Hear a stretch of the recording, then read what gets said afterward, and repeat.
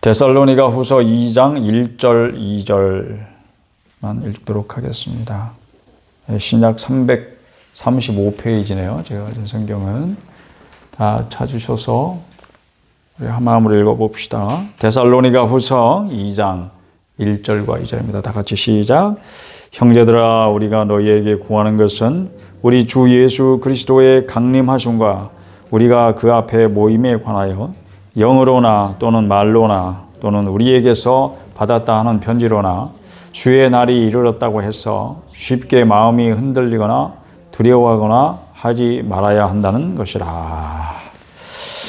아멘. 우리 3절 상반절도 한번 읽어볼까요? 시작. 누가 어떻게 하여도 너희가 미혹되지 말라. 아멘. 여기까지. 누가 어떻게 하여도 너희가 미혹되지 말라.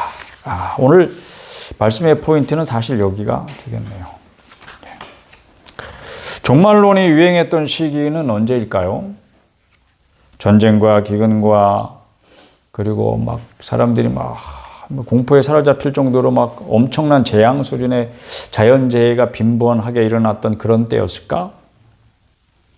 저는 오히려 그 직접적인 원인, 사람들이 이게 종말인가 보다, 세상이 종말인가 보다 이렇게 느끼는 것은 특별히 이제 세상 사람들 다 말고 우리 교인들끼리, 우리 그리스도인들끼리 이게 정말 종말이 아닌가, 말세가 아닌가 이렇게 생각하는 직접적인 원인이 되는 그런 거는 뭐였냐면 교회에 대한 박해, 직접적인 박해.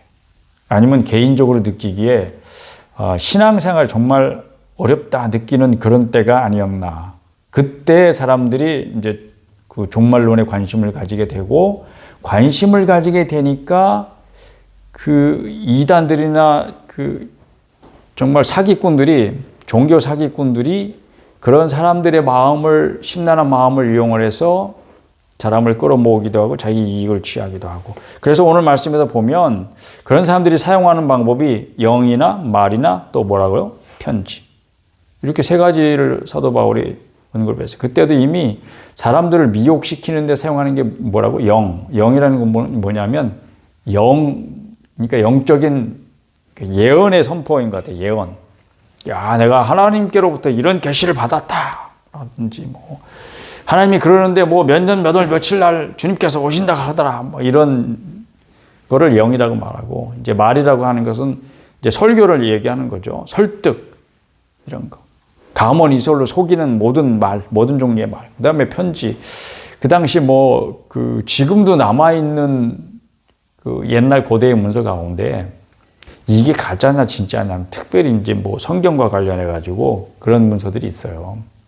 그러니까 옛날 사람들 하도 거짓말로 자기 이름이 아니고 그 사람들이 다, 이 사람이면, 우리가 믿을만해. 이런 유명한 사람들이 있어요. 그러니까 그런 유명한 사람들의 이름을 빙자해가지고 마치 그 사람이 쓴 것처럼 그렇게 가짜로 쓴 그런 편지나 글이나 이런 것들이 아직 남아있는 것들이 있다고요. 그러니까 그 진위를 우리가 판단하기 어렵잖아요. 요새도 보니까 이렇게 시절이 하수상하고 사람들 뒤숭숭할 때 그런 사기꾼들이 유명인사의 이름을 이용을 해가지고 사기치는 것. 여러분들 아마 여러분들이 가지고 있는 핸드폰에도 그런 게 금방 드러날 거예요. 유명인의 얼굴, 이름을 도용해가지고 나 아무개인데 지금 주식을 해야 될 때입니다. 채권을 해야 될 때입니다. 가상화폐 투자를 해야 될 때입니다. 사람들 자기의 유익을 취하기 위해서 그렇게 사기치는 사람들 지금도 있잖아요. 그죠? 옛날에도 그런 사람이 있었단 말이에요. 근데 지금도 봅시다. 우리에게 직접적인 그런 해가 되지 않으면, 손해가 되지 않으면 전쟁이 지금도 전쟁 중인 나라 있죠, 분명히. 여러분 뉴스만 틀면 몰라요. 요즘에는 또 뉴스도 잠잠한지. 전쟁이 터졌다 그래도 우리하고 직접 관련 없으니까 무덤덤하잖아요, 사실. 신앙을 이유로 해가지고 사회생활이 어렵다. 그러면 아마 피부로 느낄 거예요, 여러분들은. 교회가 직접적인 박해를 받고 있다. 그래서 문을 닫아야 되는 상황이다. 그러면 아마 피부로 느낄걸? 이게 지금 말세인가 보다. 주님 언제 오시나? 제 이름을 이야기하고, 최후의 심판을 이야기하고, 이런 거 얘기하지 않을까? 코로나 시기를 여러분 벌써 잊어버렸는지 모르겠어요. 교회 출석이 가능하지 않았던 그런 시기 있었습니다. 정부의 통제에 우리가 교회가 이제 협력하면서 그때 지역교회들이 나름대로 방법을 찾느라고 굉장히 부심했습니다. 저는 뭐 그때 교회를 개척했지만 그 시기가 끝났습니다. 근데 끝나고 나고 보니까 지역교회들이 많은 어려움을 겪고 있는 것이 이제 드러나잖아요.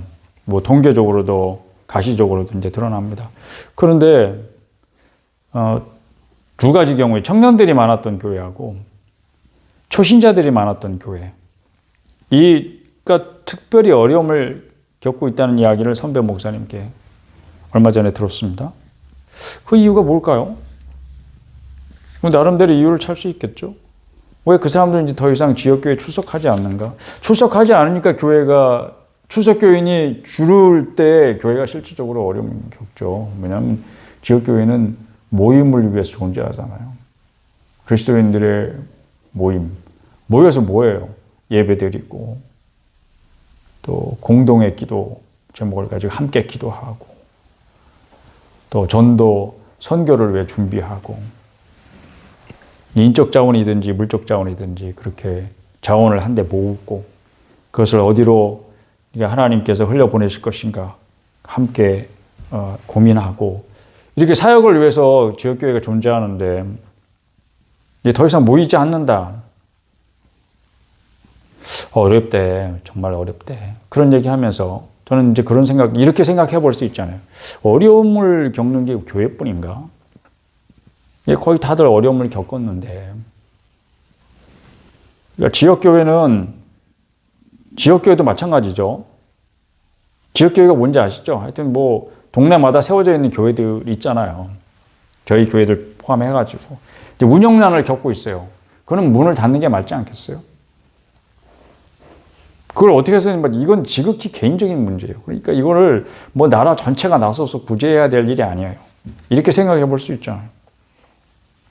근데 저는 이제 목회자 입장에서 지역교회를 섬기는 목회자들이 생각의 틀을 바꿔야 되지 않나. 하나는 목회 방법에 대한 생각. 그러니까 지금까지 기존의 방법만 있는 게 아니고 5만 가지 방법이 다 있을 수 있다. 그리고 두 번째는 생계의 문제에 걸려 있어요. 목회자들도 생계 문제 굉장히 중요한 거니까. 자신과 또 가족과 도움이 필요한 이들을 위해서 생업을 가져야 되지 않을까. 이런 기존의 생각 가지고는 이제 생존이 불가능한 그런 시대가 되었으니까 그런 생각의 틀을 바꿀 때가 됐다. 그렇다면 지역교회 목회자들에게 요구되는 자질이 뭘까? 이제 그런 생각까지도 해보게 됩니다. 여러분은 이제 말세가 됐다 이렇게 생각할 때 무슨 생각하는지 모르지만 저는 그런 생각하고 있었어요. 첫째는 창의력이에요. 창의력. 목회자들에 요구되는 자질은 그런 거예요. 새로운 아이디어. 그리고 여기에 따른 방법론. 이런 게 창의력이 없으면 사실은 생각해내기 어려운 것들이에요. 뭘 새로운 걸 해내야 되는데. 두 번째는 실천 능력이죠. 생각만 많이 해가지고 되는 게 아니라 새로운 활류를 열어가야 되니까. 세 번째는 광야의 영성이에요. 아무것도 없는 곳에서 생존할 수 있는 능력이 광야의 영성이죠. 광야의 영성이 목회자들에게 요구되는 중요한 자질이 되었다. 이렇게 생각해 봅니다. 하늘에서 만나를 내리게 하는 것도 능력이라면 능력이죠. 실력이라면 실력이고. 이제 그런 능력이 없으면 목회는 못하겠다. 이제. 그 어느 때보다도 목회자에게 모세 같은 믿음의 사람이기를 요구하는 그런 시대가 되었다고 생각합니다. 한 사람이 민족보다 더 귀한, 한 나라보다 더 귀한, 그리고 그 한 사람이 필요한 시대라고 말할 수 있습니다. 왜냐하면 그 한 사람이 민족도 살릴 수 있으니까. 그 한 사람이 한 나라도 살릴 수 있으니까. 그리고 모든 목회자는 자신이 바로 그 사람이기를 간구해야 될 위기에 서 있다고 저는 생각해 봅니다. 왜냐하면 생사가 걸린 문제니까. 교회의 생사가 걸려 있고, 내 가족의 생사가 걸려 있고, 자신의 생사가 걸려 있고, 이 문제를 가지고 하나님 앞에 나아가는 그런 모세 같은 사람이 되기를, 그런 목회자들이 되기를 축복합니다. 제가 감히 뭐라고 이 땅의 모든 목회자들을 축복합니까? 그러나 주님이 주신 마음으로 그렇게 믿음으로 선포하고 축복하는 것입니다. 오늘 성경을 봅시다. 말씀이 들립니까? 뭐가 보입니까? 위로의 말씀을 들려주고 계십니다. 첫 번째는 목회자들을 위로합시다. 목회하기 정말 어려우시죠? 이렇게 좀 공감해 주시면 좋겠어요. 두 번째는 우리 성도들 신앙생활하기 정말 어렵죠. 이렇게 신앙을 지키기 위해 분투하는 성도들을 위로하십시다. 이제 서로가 서로를 위로해야 되는 때예요. 그건 다른 말로 뭐냐면 판단하지 말자. 지금 상황 가지고. 지금 뭐 엎어지고 자빠져 있을 수 있죠. 어떤 사람은 이런 상황에 반응하지 않고 정말 오직 말씀에만 반응합니다. 이런 성숙한 신자도 있지만 그렇지 못하고 지금 자빠져 코 깨져 있는 사람도 있을 수 있잖아요. 그러니까 위로해 주자는 말은 결국 판단하지 말자는 말하고 똑같은 말이에요, 사실은. 그러니까 오늘 말씀 결국은 누구든지 쉽게 판단하지 말라는 그런 주님의 권면의 말씀으로 여러분 받으시면 주님의 위로가 될 것입니다. 지금 받는 환난은 하나님의 나라를 위해서 고난을 받는 것이다. 오늘 성경이 말합니다. 데살로니가 후서 우리가 2장 읽었지만 1장 5절에 보면 분명히 너희들이 받는 고난, 너희가 신앙생활 하면서 받는 고난은 하나님의 나라를 위해서 받는 고난이야. 그러면 세상이 나에게 부당한 대우를 해줘도 하나님이 그걸 알아주신다. 이것이 여러분에게도 위로가 될 수 있기를 바랍니다. 결국은 하나님의 공의로운 심판이 나타나면 우리에게 환난을 받게 하는 자들이 있을 거 아니에요. 교회를 핍박하거나 내가 신앙생활 한다고 나에게 못되게 구는 그런 영적인 세력들이거나 그들에 대해서는 어떻게 하신다고? 환난으로 갚으실 것이다. 그런 환난을 받는 여러분에게는 안식을 주실 것이다. 환난의 반대말이 안식인 거예요. 안식의 반대말이 환난인 거예요. 지금 여러분 안식의 때입니까? 아니에요. 그렇다면 여러분은 안식을 너무 쉽게 구하려고 하지 마세요. 마치 이건 어떤 것 같으냐면 여러분들 부자 되고 싶어요? 부자가 되어야 돼요. 성경은 부자 되지 말라고 말한 적이 없어요. 그러니까 여러분들이 부자가 되어야 하는 이유만 여러분이 분명히 가지면 하나님께서 여러분을 축복하실 거예요. 그 길이 어떻게 열려지는지에 대해서는 이미 말씀에 있어요. 그 말씀을 통해서 보시면 돼요. 그런데 문제는 뭐냐면 부자가 되고 싶은 마음을 가진 사람들을 어떻게 미혹하냐면 빨리 되는 길이 있어. 쉽게 되는 길이 있어. 야, 그거는 나는 제한된 사람에게만 가르쳐 줄 생각이야. 앞으로 50명한테만 가르쳐 줄 거야. 마지막 기회를 너도 잡어. 뭐 이렇게 미혹한다고. 그래서 그것에 솔깃한 사람들이 거기에 넘어가면 사기 당하는 거예요. 영적으로도 마찬가지죠. 우리는 안식을 원해요. 쉬고 싶어. 쉬고 싶다. 그러면 여러분이 뭐 방에 탁 들어왔는데 막 방이 쓰레기장 같아. 그래도 여러분은 쉬고 싶다면 어떻게 해? 그 쓰레기장 같은 침대에 몸을 던져. 그냥 쉬잖아요. 세상이 그런데 안식할 곳이 없는데 여러분들이 쉬겠다고 안식하겠다고 안식처를 찾으면 참된 안식처는 이 세상에 없는 것을 발견하게 될 거예요. 그런데 야, 여기가 안식처에 누가 말한다고 하더라도 거기에 속아 넘어가고 미혹되지 마시길 바랍니다. 이 세상은 환난을 받는 곳이고 그리고 지금은 환난의 때입니다. 그러나 하나님은 모두 알고 계십니다. 심지어 내 머리카락 숫자도 헤아리고 계신다니까요. 그러면 하나님이 심판의 때에 심판하시는 것은 의로우신 심판이에요. 약속하신 대로 이루실 것이고 공정하게 이루어집니다. 지금 내가 부당하게 대우를 받고 있다. 이렇게 될 때 여러분은 얼마나 화가 나요. 막 마음속으로. 세상이 공정하지 않아. 이놈 세상이. 사람들이 나에게 부당한 대우를 하고 있어. 그럼 여러분 막 화나죠. 근데 그게 환난이라는 걸 생각해 봐요. 부자와 거지 나사로 비유가 이제 누가복음 16장에 보면 나오잖아요. 둘이 같은 동네 살았어요. 부잣집 앞에 나사로가 살았어요. 그러니까 같은 동네 주민이에요. 이웃이에요. 근데 사는 게 어때요? 한 사람은 명품 옷을 입고 화려한 아주 기가 막힌 맛 좋은 음식들 먹고 좋은 집에 살고, 한 사람은 거지로 살아서 옷 입는 것도 그렇고 자는 것도 그렇고 먹는 것도 그렇고. 낙원에서 안식을 누려야 될 하나님의 자녀들은 이 세상에서 부당한 대우를 받을 때에 하나님 아버지가 다 알고 계신다는 비유의 말씀이에요. 그러니까 부당한 대우라는 것은 가난일 수도 있고 질병일 수도 있고 외로움일 수도 있고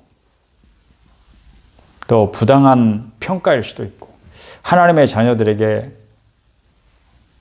안식할 날이 온다는 것을 보여주는 그런 비유의 이 말씀, 이게 부자와 거지 나사로가 뭐 이 세상에서 어떻게 사는가가 내세에서 영원한 운명을 결정짓는데 단순히 이렇게만 생각하지 마시고, 오늘 우리 신자들에게, 그리스도인들에게 이 비유가 주는 하나님의 말씀은 이 세상은 안식처가 아니다.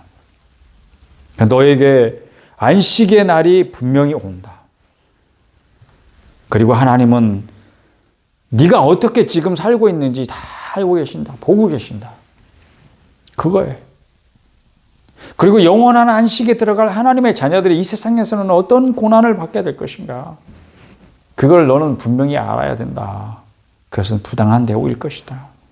그러므로 그리스도인들이 믿는 바를 더 굳게 하고 주님의 강림을 사모하면서 기다리게 하는 그런 말씀인 것입니다. 그러니까 진정한 안식은 그때 얻게 되는 것이니까. 오늘 그래서 더 주님의 강림을 사모하고 기다리는 그리스도인들이 경계해야 될 것이 무엇인가? 세 가지가 있어요. 첫째는 종말과 심판에 대해서 관심을 갖지 않게 하는 세상의 모든 교훈을 경계해야 됩니다. 여기에는 이런 세상의 메시지도 있어요. 야, 너희 기독교에서 가르치는 거 아니라도 지구의 종말, 인류의 멸망에 대한 이야기들은 이미 널려 있어. 다 알고 있는 얘기야. 그거는 새로운 얘기도 아니야. 이런 식의 메시지까지 다 포함해서 우리로 하여금 무디게 만드는 거예요. 귀 먹게 하고 눈 멀게 하는 거예요. 그래서 우리가 그 주님의 오심을 간절히 사모하는 이 마음에서 멀어지게 하는 거죠. 그리고 부활 신앙을 우리 자신도 모르게 서서히 버리게 만드는.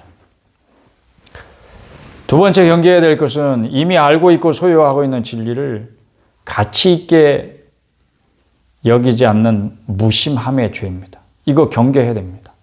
우리가 무심해질 수 있어요. 너무 길어진다. 사실은 초대교회 시절부터 주님이 곧 오신다, 이렇게 가르치는 사람들이 있었어요. 그러니까 사도 바울은 지금 데살로니가 교회가 그런 지경에 있는 거예요. 왜냐하면 환란이 너무 심하니까 주님 빨리 오셨으면 좋겠어요. 우리도 그런 얘기 하잖아요. 그런 말에 미혹되지 말란 말이에요. 이렇게 바울이 지금 경계하는 거예요. 그리고 권면하는 것입니다.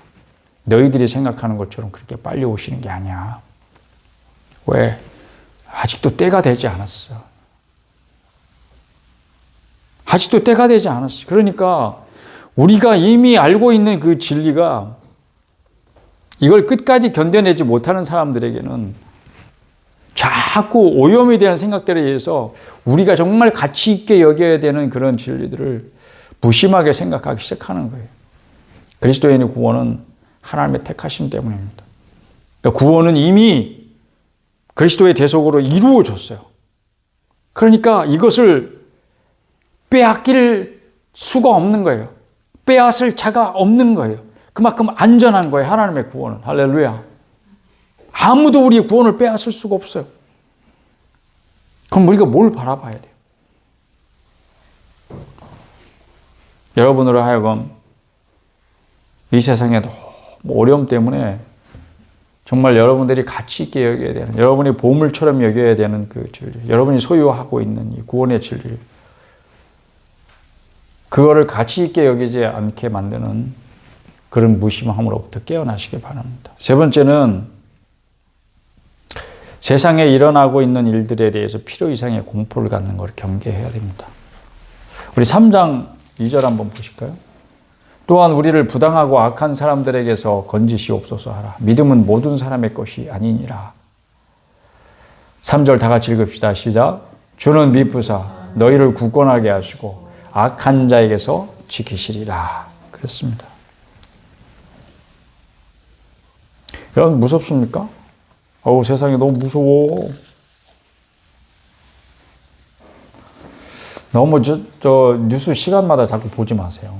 저는 오히려 그게 은혜가 안 되더라고요. 너는 세상 돌아가는 것도 그렇게 모르면 되냐? 이렇게 저한테 그렇게 말씀하시는 분도 있지만, 뉴스도 안 보니? 그런 분도 있지만, 뉴스가 은혜가 돼야 보죠. 그리고 내가 뉴스를 모른다고 해서 사는 데 지장 없어요. 그러니까, 우리 할 일 없는 분들이 자꾸 7시 뉴스 보고, 7시 뉴스 끝나면 8시 뉴스 보고, 또 채널 돌려서 9시 뉴스 보고, 마감 뉴스 때까지 그저 뉴스만 보는 거 여러분, 신앙생활에 전혀 도움이 안 돼요. 여러분들 시청률 올려주는 게 여러분의 사명이라고 생각하면 몰라도 그게 아니라면 경계해야 됩니다. 경계.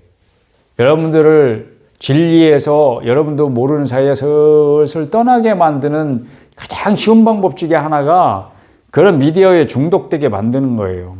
세상 뉴스에 마음이 가게 만드는 것. 그게 신앙생활에 도움이 절대 안 되죠. 절대. 근데 여러분들이 그 뉴스를 보셔야 되는 분들은 있어요. 어떤 분들이냐. 그 뉴스를 보면서 주의 음성을 듣고 그 음성을 알아듣고 기도하기 위해서 뉴스를 보는 분들은 있어요. 예, 제가 그런 분들이 있다는 것을 알고 있어요. 그런 분들은 보셔야죠. 자, 오늘 하나님 말씀 어떻게 적용할까요? 제가 3가지 경계해야 될 것을 말씀드렸습니다. 제가 첫째 뭐라고요? 세상의 교훈들, 그거 경계해야 된다. 왜냐하면 종말에 대한 가르침, 심판에 대해서 관심을 가지지 못하게 만드는 세상의 모든 가르침. 야, 그때도 그랬어, 지금도 그랬어. 언제 와? 세상에. 세상이 망하긴 망할 거야. 그러나 너희 때는 그런 거 걱정하지 마. 이런 우리를 무디게 만드는, 우리의 신앙을 무디게 만드는 세상의 교훈 경계해야 됩니다. 그리고 여러분들이 가지고 있는 진리, 구원의 진리, 주님의 강림하심에 관한 여러분들의 모든 소망, 그것을 가치 있게 여기지 못하게 만드는 그런 무심함, 이런 것들이 다 죄악이에요, 사실. 그 경계해야 됩니다. 그리고 3번째는 필요 이상의 공포, 경계해야 됩니다. 자, 이런 것들을 경계할 때에 여러분들이 부당하다고 생각하는 일과 사람에 대해서 하나님의 공의로운 심판이 있을 것을 믿으십시오. 하나님은 정의와 공의를 엄청 강조하세요. 여러분 구약 성경을 계속 읽어서 신약으로 넘어와 봐요. 하나님이 얼마나 정의와 공의를 강조하시는 분이신지, 그리고 하나님의 백성들의 삶 가운데서 그 정의가 사라질 때에 그것을 얼마나 책망하시는 분인지 생각해 봐요. 그 하나님이 우리의 하나님이시라면 우리가 부당하다고 생각하는 이 세상 일에 대하여 하나님 모르실까? 반드시 의로우신 심판의 날이 있을 것을 믿으시길 바랍니다.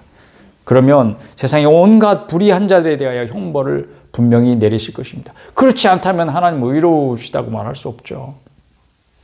그러니까 여러분이 스스로 판단하는 것을 조심하란 말이에요. 저놈 나쁜 놈, 저놈은 세상에서 없어져야 될 놈. 스스로 여러분이 판단하고 여러분이 나서서 뭔가 그 부당함을 해결하려고 하지 마세요. 하나님께 맡기시길 바랍니다. 하나님을 모르는 자들, 복음에 복종하지 않는 자들, 이 데살로니가 후서 읽고 있으니까 그 안에서 우리가 한번 얘기해 볼게요. 우리 1장 6절 보시면 9절까지 이렇게 쭉 8절을 보십시다. 8절 다 같이 시작. 하나님을 모르는 자들과 우리 주 예수의 복음에 복종하지 않는 자들에게 형벌을 내리시리니.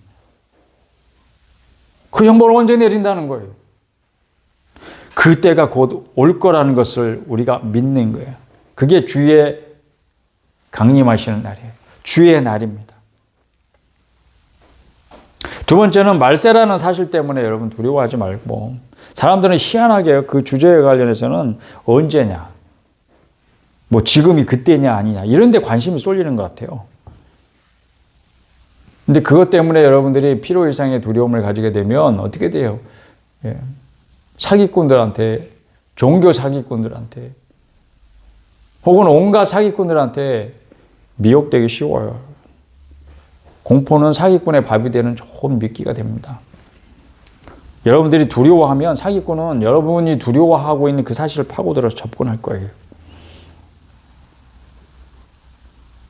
그리고 세 번째는 여러분, 두려움을 극복하는 방법이 뭔지 아세요? 여러분들 뭔가 지금 그 종말을 생각해 봐요. 말세를 생각해 봐요. 자신의 마지막을 생각해 봐요.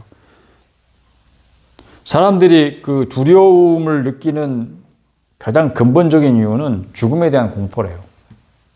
누가 그렇게 말한 적이 있어요. 죽음에 대한 공포들이 다 있기 때문에 사람들이 두려워하는 거예요. 그렇습니까? 여러분들 공포가 있어요? 여러분 자신의 죽음을 생각하면 두렵습니까?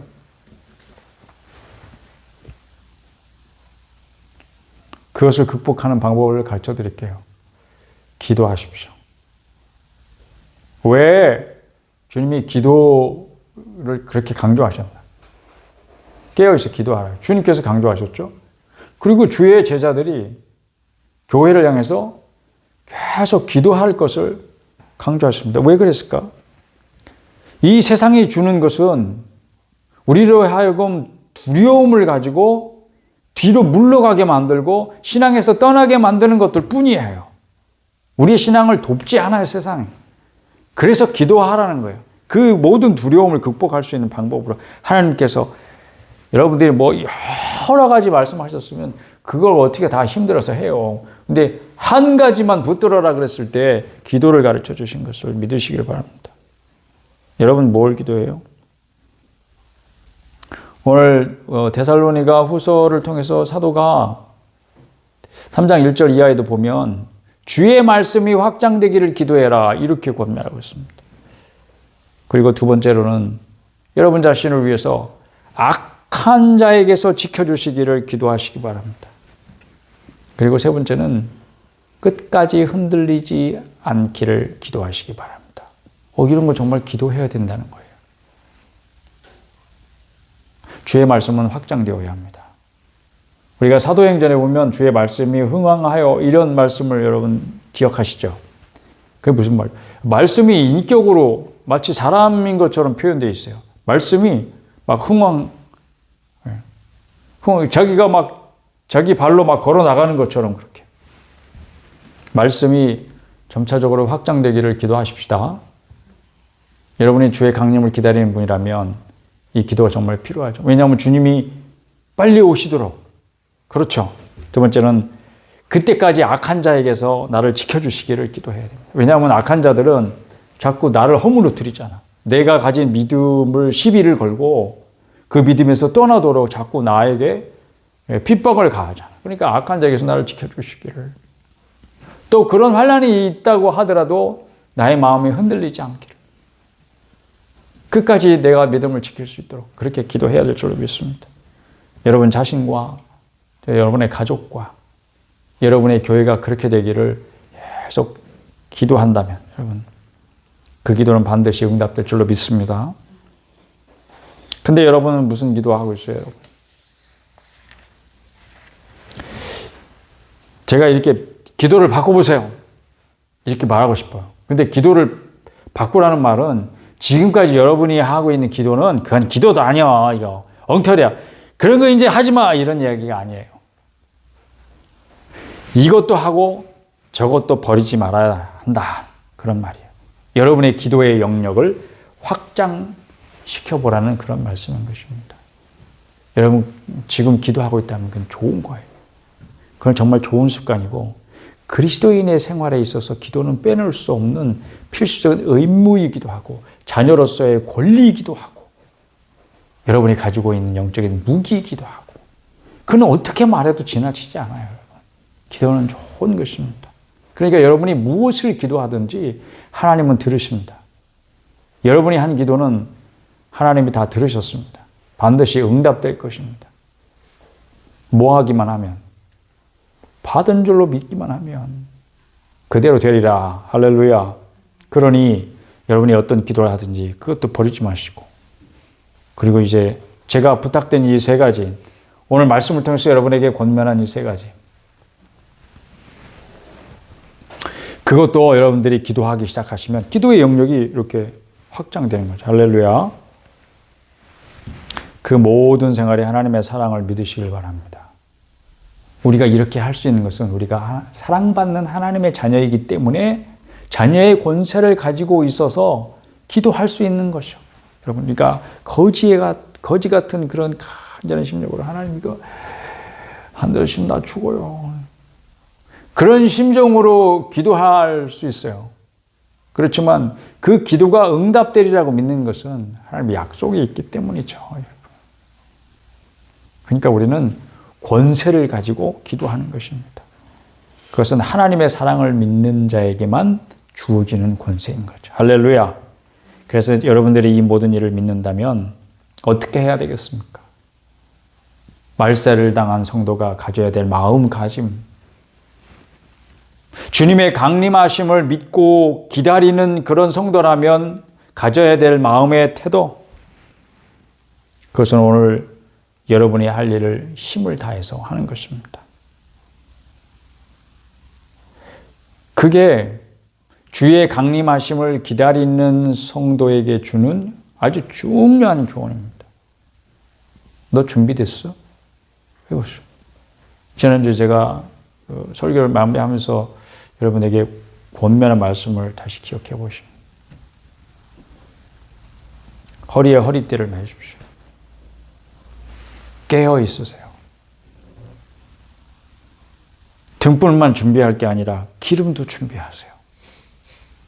이런 거예요. 어떤 말로 표현하든지 그것은 주의 강림을 기다리는 그런 믿음이 너에게 있다면 너는 준비되어야 한다 하는 그런 깨우치는 말씀인 것으로 여러분 알아들으시기 바랍니다. 그럼 깨어있는 방법은 뭐예요?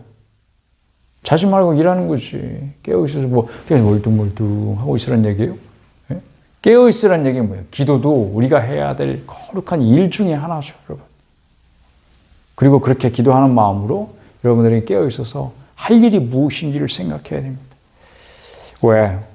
우리 모두에게 결국 오리라고 믿고 있는 주의 날에 우리가 부끄럽지 않기 위해서죠.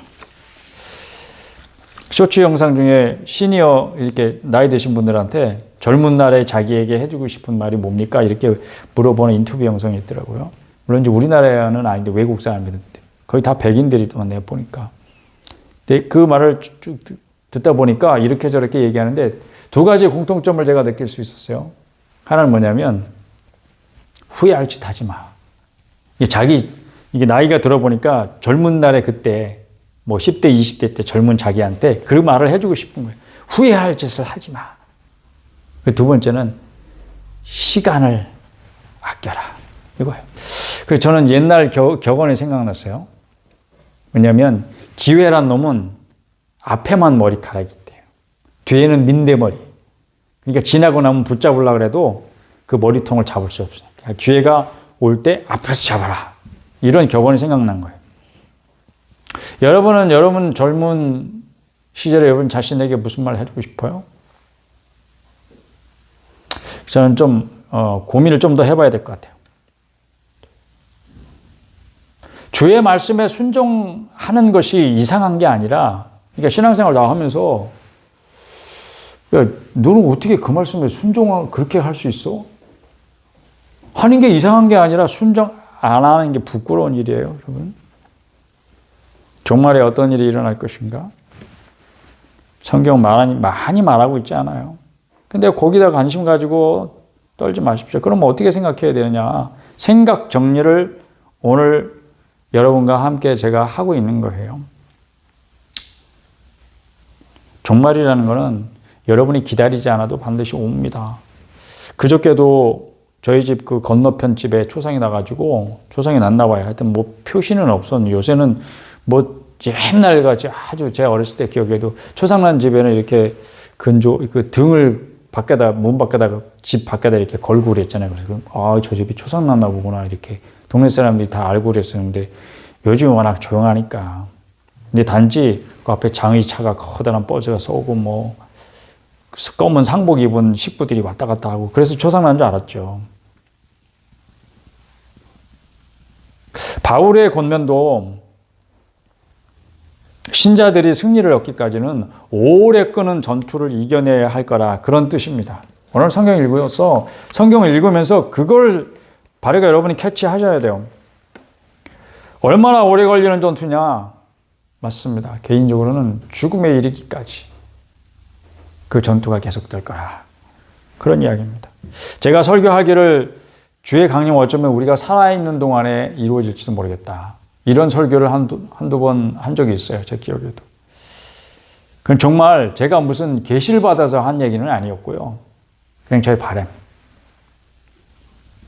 그건 여러분이 정신을 차리고 깨어있으라는 그런 뜻의 강조였고 권면이었던 거예요. 여러분, 제가 뭘 이상한 이야기를 뭐 듣고 뭐 계시를 받아서 여러분에게 우리 살아있을 때 오실 것입니다, 뭐 이렇게 외친 건 아니었어요. 생각해 보면 우린 다 시한부 인생이잖아요. 올 때는 순서가 있었지만 갈 때는 순서가 없대요. 또 엊그제 저보다 젊은 목사님인데 그 투병 하신 지 몇 년 됐는데 이제 뭐 병원에서는 이제 수명이 얼마 남지 않았다, 이렇게 뭐 가족에게 준비를 하셔라, 이런 이야기를 하셨겠죠. 근데 그런 슬픈 소식도 들었습니다. 또 그보다 더 얼마 전에는 저와 함께 부교육자로 사역했던 목사님이 별세했다는 소식을 들었습니다. 저보다 어린 나이고 그 집의 막내가 아직 초등학교 4학년인데 그렇습니다. 그 소식을 들어서 가슴 아파서 사모님하고 통화도 하고 그랬지만, 그가 끝까지 중요하게 생각했던 게 무엇이었을까? 이런 생각도 해보는 거예요. 언제일지 모르지만 우리에게 그렇게 죽음에 이르는 날이 반드시 올 건데, 그때까지 신자들은 승리를 얻기까지 전투해야 되는 그런 전투가 다 각자에게 있습니다.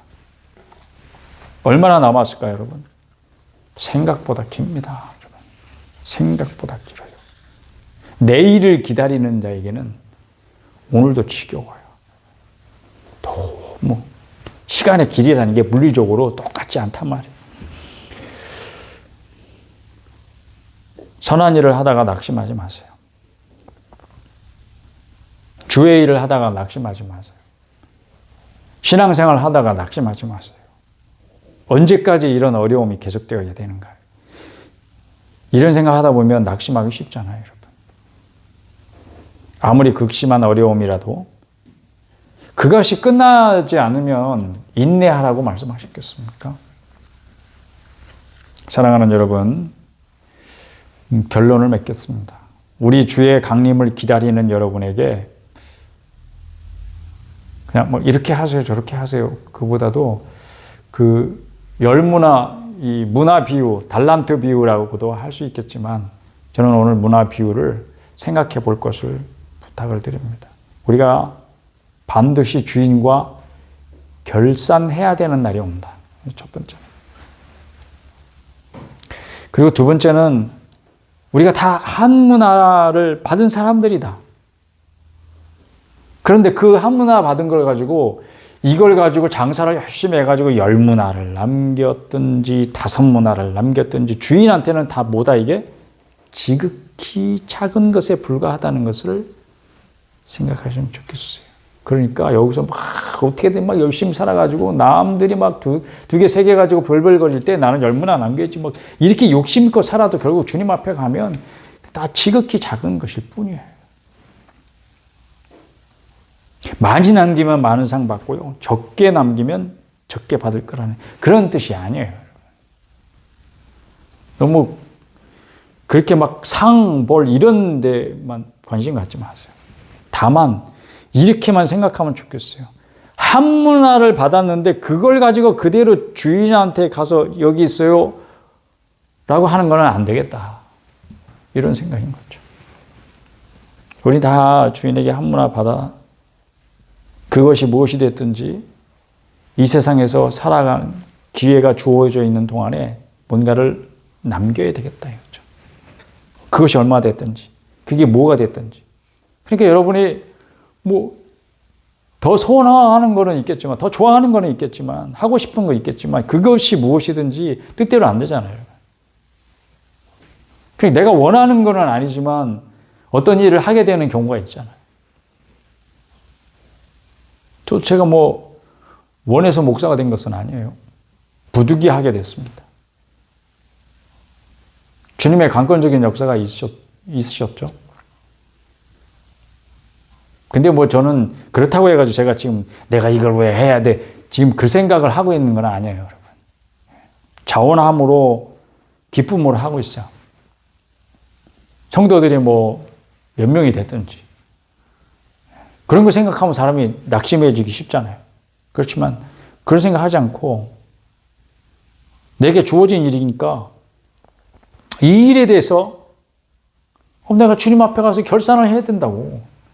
근데 내가 원하지 않지만 나에게 주어진 일들이 있잖아요. 그게 무엇이 됐든지 주님 알고 계시고 지금 보고 계십니다. 그분 앞에 내가 얼마를 남기든지 지금 열심히 하셔야 됩니다. 지금은 힘을 다해서 일합시다.